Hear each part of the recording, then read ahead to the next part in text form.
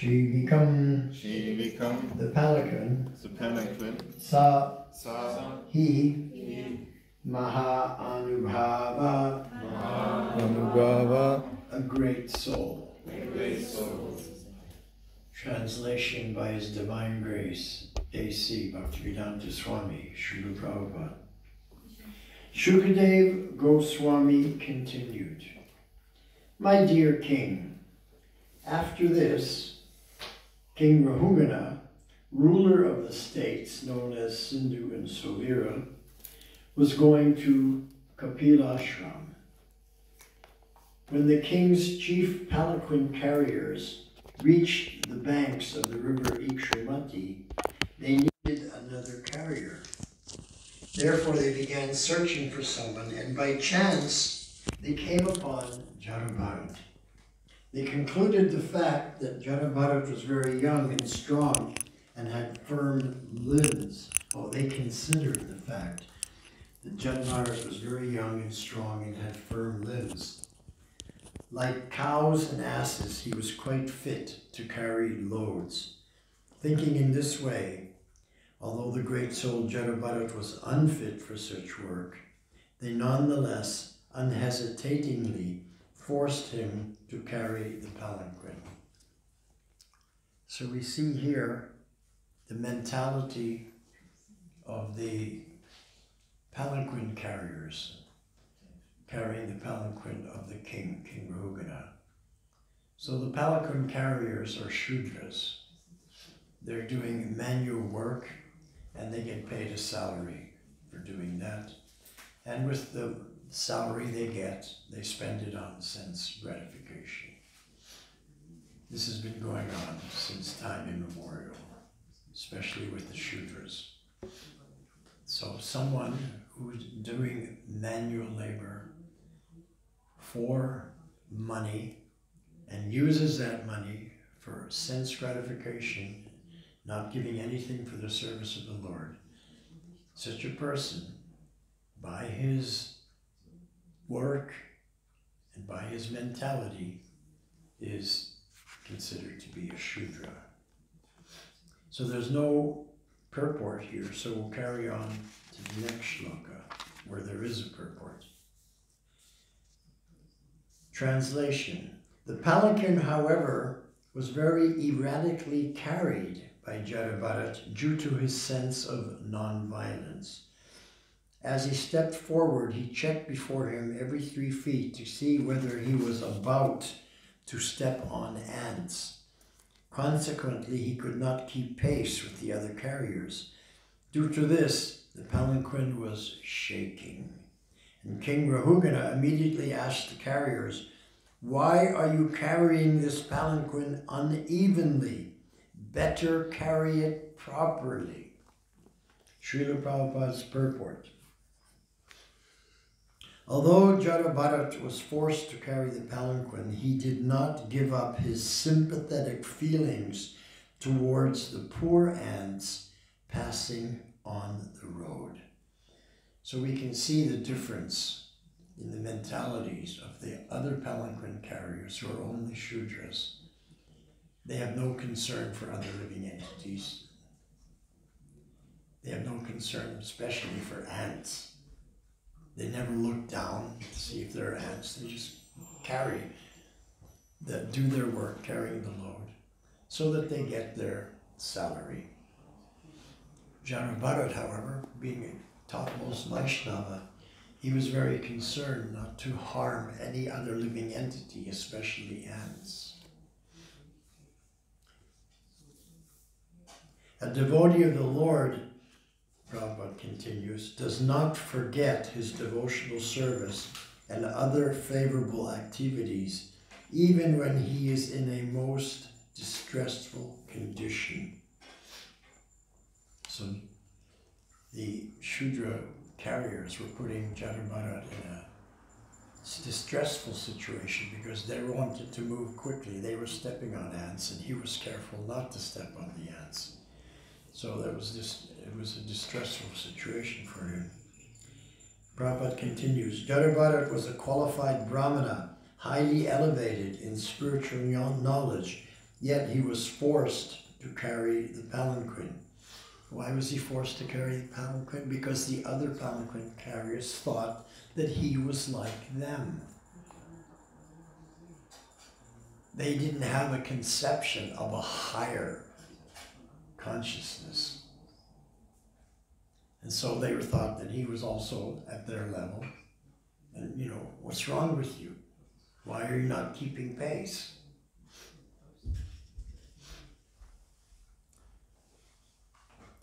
So Janabharata did not mind their rebuking him, but while walking on the road, he could not forget his duty to avoid killing even an ant. A Vaishnava is never envious or unnecessarily violent. There were many ants on the path, but Janabharata took care by looking ahead 3 feet. When the ants were no longer in his way, he would place his foot on the ground. A Vaishnava is always very kind at heart to all living entities. In his Sankhya Yoga teachings, Lord Kapiladev explains Suddhita Sarvadehi Nam. Living entities assume different bodily forms. Well, let me just first explain Suddhita Sarvadehi Nam. Suddhita, Su means sweet and Hrida is heart. Sarva, all, Dehinam, living entities. So Vaishnava always has a sweet heart for all other living entities. Even the living entities in an ant body. So here Janabharata was behaving like an exalted Vaishnava in every step he took. Every single step he took.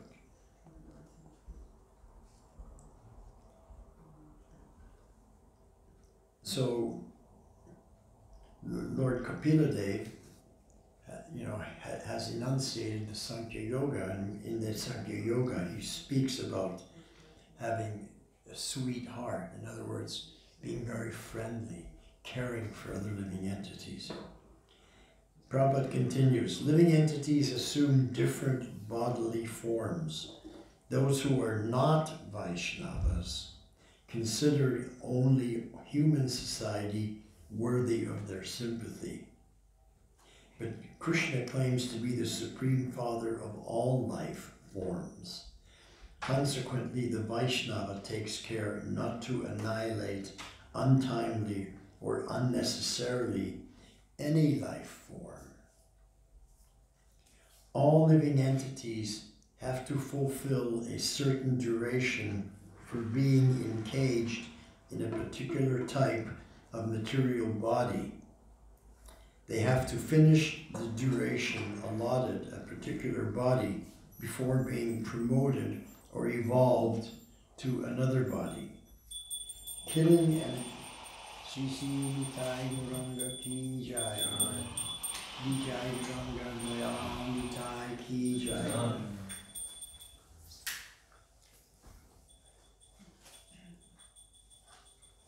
Killing an animal or any other living being simply places an impediment on the way of his completing his term of imprisonment in a certain body. One should therefore not kill bodies for one's sense gratification, for this will implicate one in sinful activity. So here Prabhupada makes a very interesting point.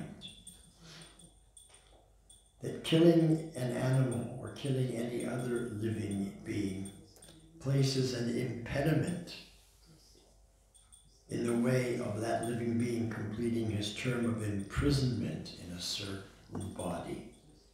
So by killing animals, let's say you go hunting, you kill a deer, then that deer, which normally would have led a full life and then evolved to the next higher form of body, now has to take the form of a deer again and go through that again. So the Vaishnava understands that we don't want to impede the progress of any living entity. So all other living entities below human beings, animals, birds, aquatics, insects, they don't have the freedom of will that we do. So there's no karma in their actions, so they just automatically progress. But when we come to the human form of life, then karma kicks in, and you're responsible for every action that you do. You're responsible, you're held accountable for every act that you do. If you harm someone, you get a reaction. If you benefit someone, you get a reaction. So this reaction is called karma fall, the fruit of your activity. So there's 3 types of activities, 3 types of actions. There's karma, vikarma, and akarma. So let's go through them. Vikarma is sinful activity. Sinful activity that impedes or harms any other living entity. And also harms yourself, because I'm held responsible for my sinful activity, and I will suffer a reaction for that. So that's called vikarma. These are activities that are not sanctioned by Shastra. Then karma means all activities that are sanctioned by Shastra. And generally you get a positive reaction because you're following karma kanda, the path of karma, as enunciated in the Shastras. Whereas the vikarma, you're just acting according to your whim, according to your dictates of your mind, and according to your sense gratification choices. So if you like to eat meat, then you'll kill. Of course, nowadays you don't go out and kill an animal, you just pay money and someone else does the killing. And then you show up at the market and just purchase it. It's already been killed, wrapped, cleaned, nice and neat. And you think no karma. The Buddhists think like that. I was once, when I was living in Bhaktivedanta Manor in London, I got a phone call from one of my sannyasi godbrothers, and he said that there's a flight coming in at London Heathrow Airport carrying the head of the Mayavadi Sampradaya and the Buddhist Sampradaya. These 2 spiritual heads are arriving in London. They're going to be staying overnight in London, and then they're going to America for a religious conference. And so ISKCON has arranged that we will pick up these 2 individuals and give them accommodation for the evening. So I was asked, can you arrange a car, pick these persons up at the airport? So I did that. And you know, sannyasi, head of the Mayavadi community in Nepal, they're from Nepal. And the Buddhist sannyasi, Nepalese, head of the Buddhists in Nepal, picked them up in the car, and I'm driving them. We're driving to Bhaktivedanta Manor to give them accommodation. So I raised this point with the Buddhists. Oh, so you're a Buddhist, so you're following the process of ahimsa, non-violence to all living entities. And he said, yes. I said, so that means you're vegetarian? He said, well, not really. I said, why not? Well, I sometimes eat fish or chicken, but I don't do the killing. He's thinking that if someone else kills, he can eat it and he doesn't get the karma. He was so covered, he couldn't even connect the dots. That if he paid the money, he was hiring that person to kill. Although it goes through a chain, goes to the shop, then that shop goes to here, there, and everywhere, but it ends up going to the slaughterhouse. He couldn't connect the dots. we're so fortunate. I realized how fortunate I was to have the teachings that Prabhupada has given us, that we could understand these things. But here's the head of the Buddhist community of the country of Nepal going for a religious symposium in America, and he doesn't even have the basic ABCs. He doesn't even understand the basic ABCs of his behavior and of karma. So that was it. That was an eye-opener. So Prabhupada is very strong here that one should not kill the bodies of other living beings for one's own sense gratification. Because we know that you don't have to eat non-veg items. You don't have to kill animals to eat their dead body to sustain your body. I mean, I've been vegetarian for 54 years. So, and I'm healthy. In fact, I'm a lot more healthy than people who eat meat. So, but they don't understand that. So simply to satisfy the taste of the tongue, they're killing these animals unnecessarily. And Prabhupada says here in the purport that we should not harm or annihilate other living entities untimely. Untimely means during the course of their life. Their time hasn't come to die yet. Prabhupada did say to us that if a cow lives his complete life and dies a natural death, then if you want to eat meat, you can eat that meat. But don't kill the cow untimely. So, untimely or unnecessarily. It's not necessary. Nowadays, it's even more unnecessary because you can get all kinds of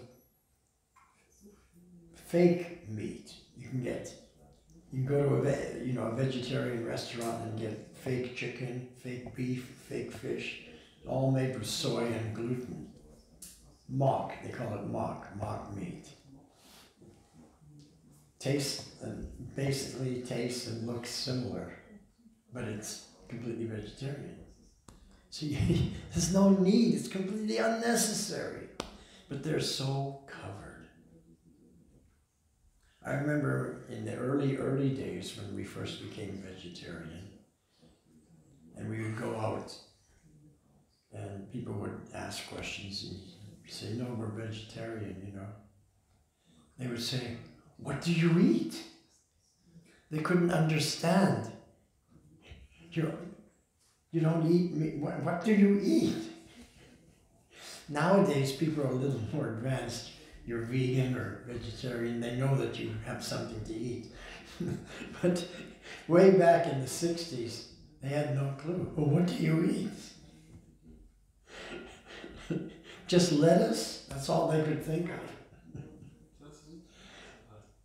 Lettuce. And then they would say, oh, so you only eat salad. So I would rub it into them, you know. When you're young, you kind of. So I say, oh, I hate salad. I never eat it. Oh, what do you eat? They were so clueless, so ignorant. And it just made me realize how fortunate we are that we got this knowledge. We have the knowledge of sadhus, of rishis. We're behaving and thinking and acting like rishis of ancient times here in the modern world. And people just do not understand. They just don't get it. So Prabhupada says here that harming another animal, it's sinful. It's very sinful. So that's vikarma. Acting outside of the constraints or regulative principles in Shastra. And for that you get a negative, very negative reaction. And then karma means following the instructions given in Shastra. So in the modern world, they use the word karma in the wrong way. What they really mean is vikarma. But they don't know that word, they only know the word karma. And they use it wrong. When they say it's your karma to get this reaction, what they mean is it's your karma fall to get this reaction. But anyway, they don't have knowledge, but we do have knowledge. So vikarma is the sinful activities. Karma are the reactions for those activities that you follow in the Shastra, and you get positive reaction, a good reaction. In sinful activities, you get a bad reaction. And then there's akarma, where you get no reaction. So why do you get no reaction? Because for every act, there's always an equal and opposite reaction, either good or bad. Because as devotees, we're going out and we're doing the service for Krishna. Therefore, Krishna takes the reaction. And this is what he explains to Arjuna. Because Arjuna says, if I engage in this fight, and I have to kill my relatives on the other side, Grandfather Bhishma, my own personal family member that I worship and love, and my friends, my teachers, that it's a horrible karmic reaction. Krishna says, no, don't worry about it. I'll take that karma. Don't worry about it. It won't come to you. You act on my behalf, and I'll take that karma. You'll be free from any karmic reaction. So Prabhupada gave a very nice explanation about that for us so that we could understand that very nicely. So he said that in most countries, when a young man becomes 18 or so, they have to go to the army. They have to serve their country. They have to learn how to fight. So when a young man joins the army and they have to go to war and they're fighting the enemy, and if someone kills hundreds of the enemy, he comes back, he's a hero. He gets a medal. But when he leaves the army and becomes a citizen, private citizen, if he kills even one person, he goes to jail and is considered a criminal. On one hand, you're a hero because you're working on behalf of the government. You're sent there to fight. So it's not a criminal activity. But if you do it on your own, when you're not in the army anymore, then it's a criminal activity. So we're in Lord Chaitanya's army. We're acting on behalf of Lord Chaitanya and Krishna. So there's no karma coming to us. It goes to Krishna. Krishna takes it. But if we leave the shelter of Krishna, let's say we leave ISKCON, we go live a life of sense gratification, then the karma does come to me. All reactions come to me now. So I may do the exact same thing when I leave this society and I get a reaction, and when I did the exact same thing when I was serving Krishna, I don't get a reaction. So that's akarma. So is that clear? Everyone understand akarma, karma, and vikarma? So here, Jadabharat is trying to avoid the vikarma. What, you have a point? Yeah, I want to ask, but this akarma doesn't burn the bad karma away, no? Akarma means you don't create more karma. Whatever action you do in Krishna consciousness, you don't create karma. You still have karma from the past. It doesn't burn it up. Is that your question? Yes, because I read certainly that the seeds of the bad karma we still have, yeah, they got burned through devotional service. Okay, so let me explain it to you. So Krishna explains in Bhagavad Gita, after he's taught Arjuna for 18 chapters, he sums it all up and he says, Sarva dharman parityaja mamekam sharanam vaja aham twam sarva papebhyo mokshayisyami masuja. So let me explain this verse. Sarva Dharman Parityaja. Parityaja means to abandon or give up, reject. So Krishna is saying, give up all those dharmas that I've taught you throughout the Bhagavad Gita. I've taught you this dharma, that dharma, all those dharmas, but now my final instruction is give it up. Don't follow any of those dharmas. Why? Mam ekam sharanam. You just surrender unto me. If you just surrender unto me, aham tvam sarva papebhyo, I'll take away all your sinful reactions, past, present, and future. So, moksha ishyami, and then I will deliver you back home, back to Godhead. You become liberated. You get enlightenment and liberation. Masuchaha.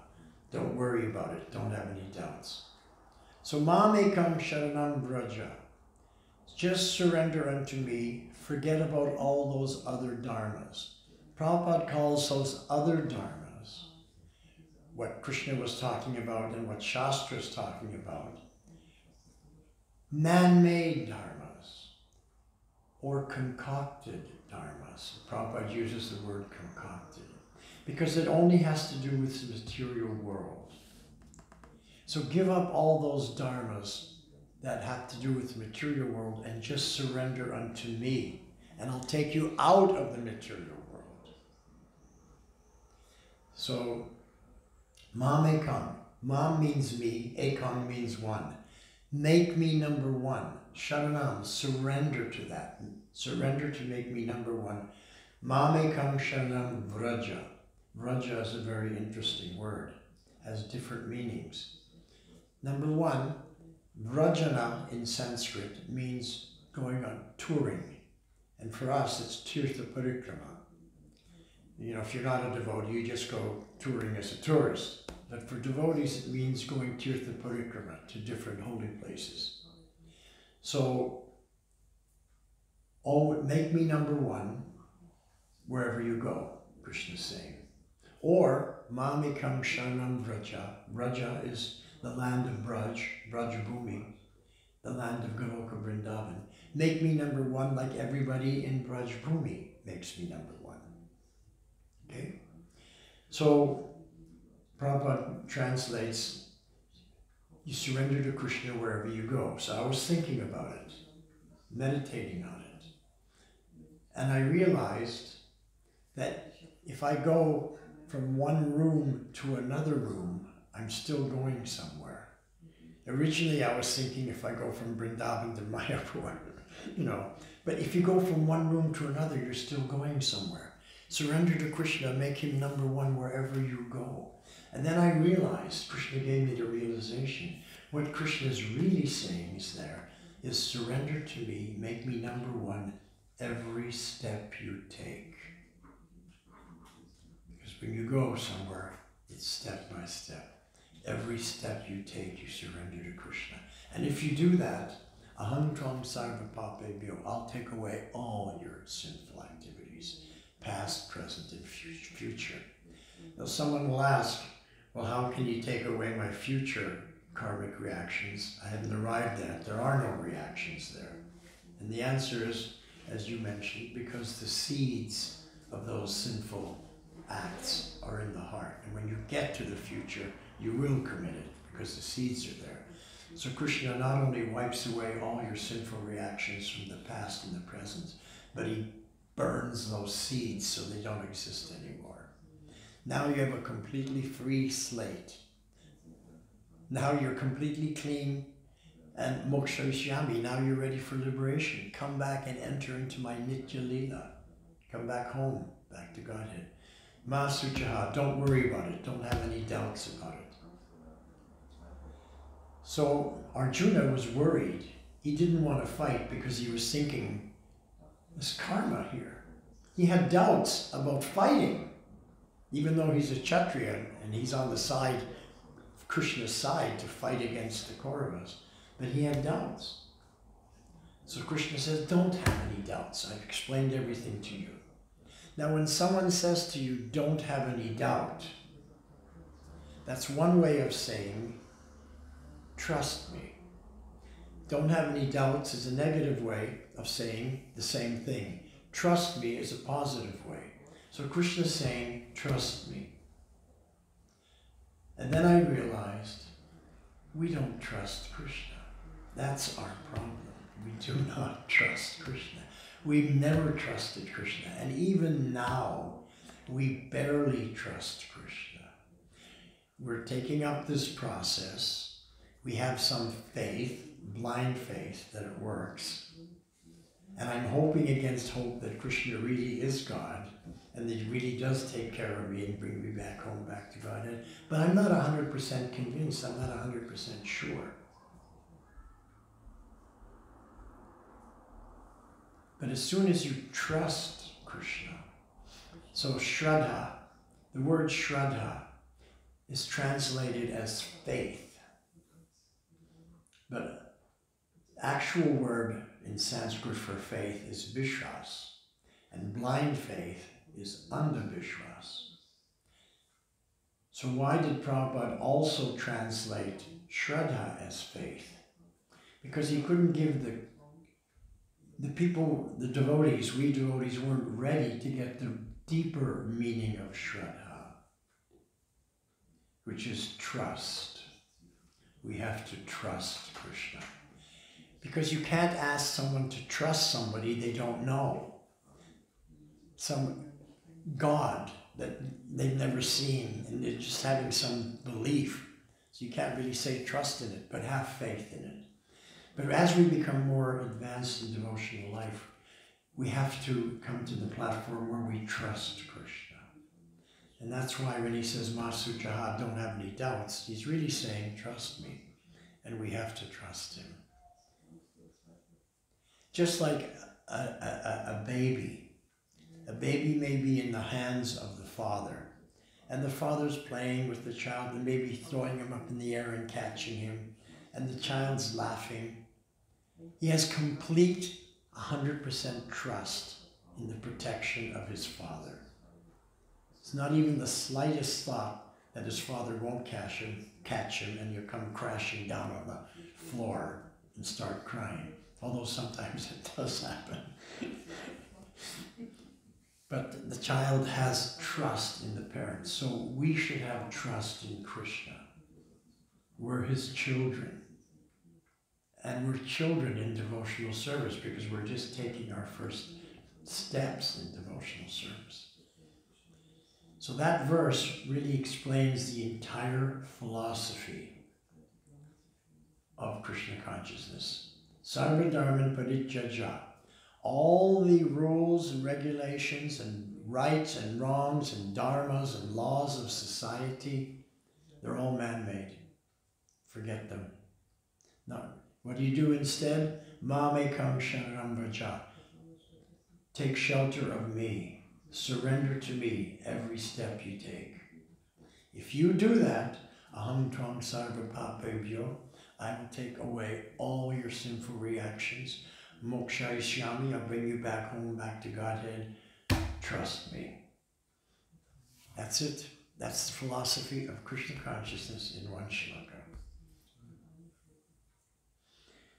So we can see that Jana Bharat, he had that faith, 100%. He was a young man, so he was healthy and strong, and the Shudra carriers thought that he was just like them. And because they requested him to do some service because he's so humble, okay, I don't mind helping. People like to help. If you ask someone to help me, people like to help. I'll give you a very nice example about this. Jayapataka Swami, you all know Jayapataka Maharaj? He told me, because I had a close relationship with him because we lived in Mayapur together. Then he was my GBC when I was in Bangladesh. He was my GBC when I was in Puri. So he told me how he became a devotee. So in 1968, he was in San Francisco, and he was walking down one street on the way to the park, Golden Gate Park. Now, on that street, Jayananda Prabhu and the devotees building a Rathayatra cart for the Rathayatra. So they were busy building the cart, and Jayananda had made a big sign saying, we're building a cart, it's called Rathayatra, there's going to be a big festival, be chanting and dancing, a free vegetarian feast for everyone. So, and he put that sign right by the sidewalk. And then they were, in that area, they were building the Rath cart. So Jayapataka was walking along the street and he stopped and he read that sign. So Jayananda saw him reading the sign. So Jayananda came up to him and said, do you mind, can you spare 1 minute to just help? One thing I need to be done, can you just help me for 1 minute? So Jayapataka said, oh, sure, okay. So Jayananda brought him over to the cart and he said, I need to put this huge nail into these 2 big pieces of wood. I'm going to hold the nail and you hammer it in. Can you do that? Oh yeah, I can do it. So he gets Jayapataka to hammer in this nail. And when it's hammered in, Jayananda says, wow, the way you did that was fantastic. You were so expert. Oh, really? What you must be a carpenter or something. No, not really. Well, can you do another one? Okay. So he did another one. And he kept glorifying him, so he started working on the Rathayatra cart. This is how Jayananda engaged a person, a stranger on the street, in helping to build the Rathayatra cart. And then he said, look, if you just spend another few minutes helping us, we have a huge feast. You just stay here and we'll feed you up to the neck. And then he fed him prasad. And that's how Jayapataka became a devotee. So the devotees, they're always thinking how to help somebody. So when the Shudra carriers asked Jada Bharat, will you help? Oh yeah, we'll help. I want to help you. I'd be very happy to help you. But he was still on that platform of being a Mahabhagavat, so he didn't want to step on the ants. And so the Shudras got agitated. But even the king got agitated, and he was not a Shudra, he was a Kshatriya. He says, what's going on here? Why is it such a bumpy ride? He's used to a smooth ride. He's puffed up. He has people carrying him because he's so elevated. But in the course of this chapter, we see how his consciousness changes by just having the association of Jada Bharat, asking a few questions and hearing him speak. Then he changes, the king changes, and he eventually becomes a devotee. So that's why Lamamatra Sadhu Sangha Sarva Siddhi Hoy, that just a moment's association of a devotee, one can become a Vaishnava and attain all perfection in his life. Hare Krishna. Srila Prabhupada Ki Jai. Any comments or questions? Yes. I have a question. You said that animals evolve without doing anything in the hierarchy of the living entities. And my question is, can we do as Vaishnava? Is there something that we can support those living entities to evolve faster? Yes. Is it wished, or should we... There is. Prabhupada taught us, and I don't know if they still teach this, but Prabhupada taught us that wherever you go, you chant Hare Krishna to the people, to the animals, to the trees, to the birds. In the next life, they get a human birth. So we used to chant to the tree, to the flowers. And you go out in Harinam and chant to the people. And those who are interested and come and listen, not those who make some negative comment and offend the devotees, but they hear the holy name, they get, their next life they get blessed. So for the animals and the trees and the birds, they get a human birth in the next life. But for the humans, they can even take birth in a family of Vaishnavas. So yeah, by giving the mantra, letting other living entities hear the mantra, they get benefited. All living entities get benefited. And this way we can go out and benefit every living entity.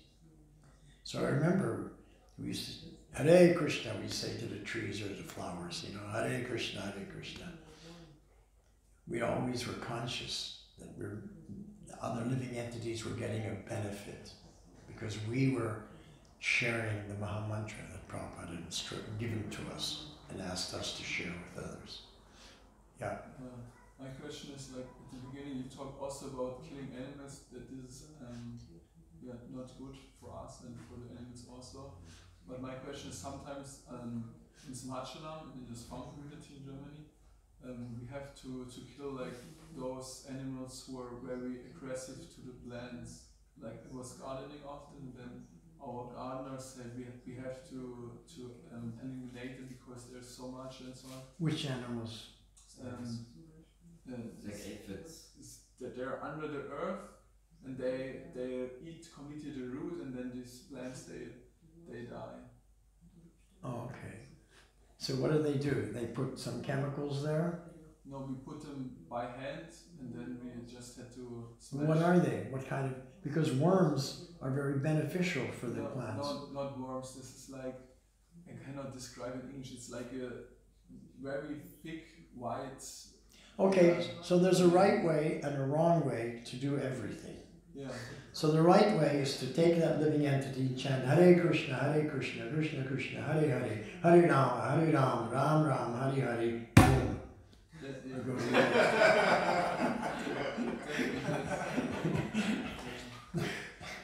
That's what you do. But if you just kill him, and that's terrible. Yeah, okay.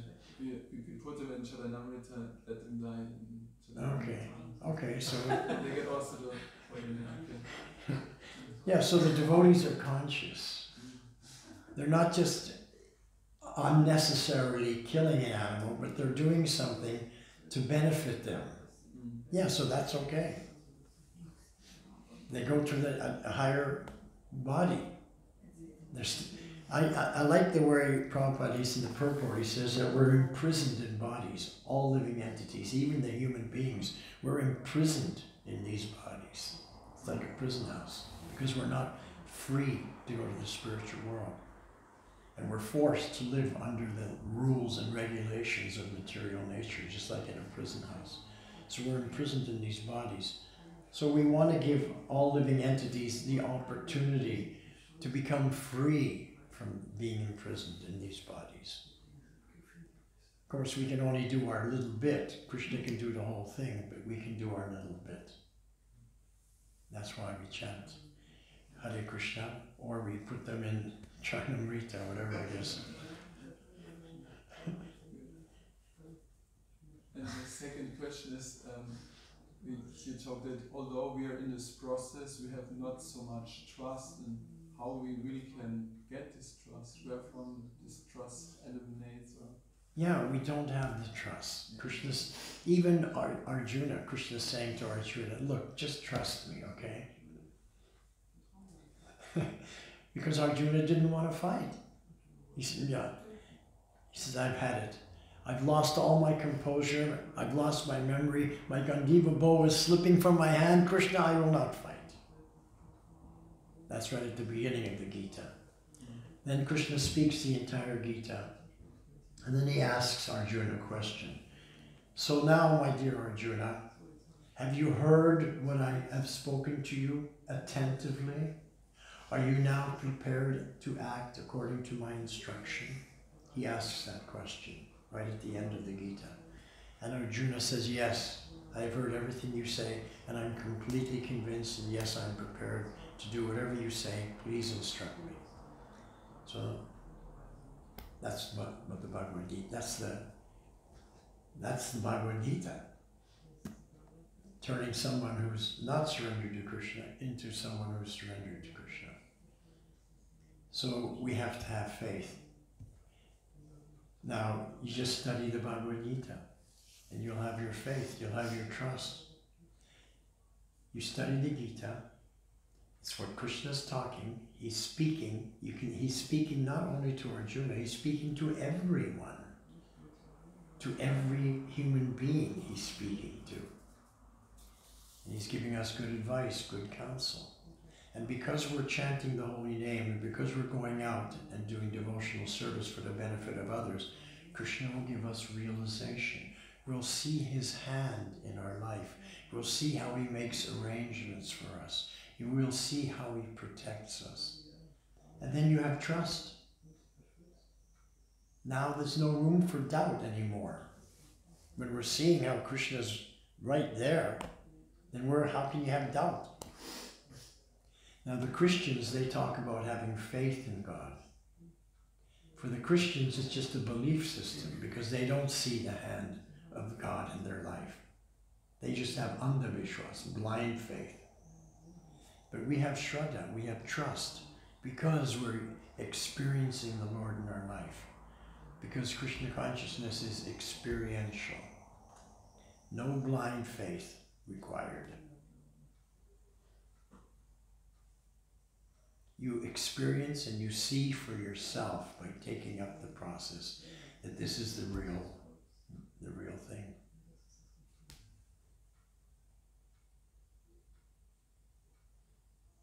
Isn't it? Yeah. And?